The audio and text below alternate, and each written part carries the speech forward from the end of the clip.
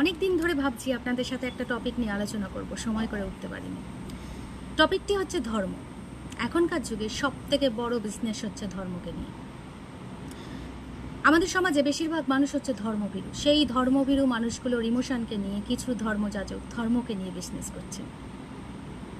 তারা রাজ সিংহাসনে বসে প্রতি মুহূর্তে বলছেন ত্যাগেই ধর্ম, ত্যাগ করতে শেখো। কিন্তু সবথেকে বেশি ভোগ বোধহয় ওনারাই করছেন।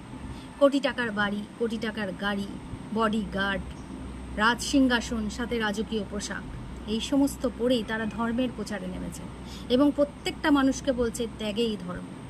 ত্যাগেই যদি ধর্ম হবে তাহলে সবথেকে বেশি ত্যাগ বোধহয় আপনাদের করা উচিত। আমি জানি আজকে যে টপিকটা নিয়ে আমি কথা বলছি অনেকেরই অপছন্দ হবে জেনেও আজ আমি এই কথাটা বলছি। মহাপুরুষরা বলে গেছেন ঈশ্বর এক এবং অবিনশ্বর। ঈশ্বর যদি এক হয় তাহলে প্রত্যেকটা ধর্মে ঈশ্বরকে নিয়ে এরকম কাটাছেঁড়া কিসের?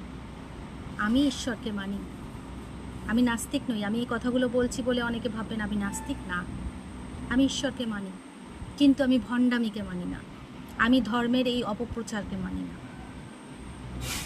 অনেক দিন ধরেই ভেবেছিলাম এই টপিকটা নিয়ে কথা বলবো, কিন্তু সময় করে উঠতে পারিনি বলে বলা হয়নি। তো আজকে বললাম, ধর্মকে নিয়ে এরকম অপপ্রচার করা ঠিক নয়। কিছু মানুষের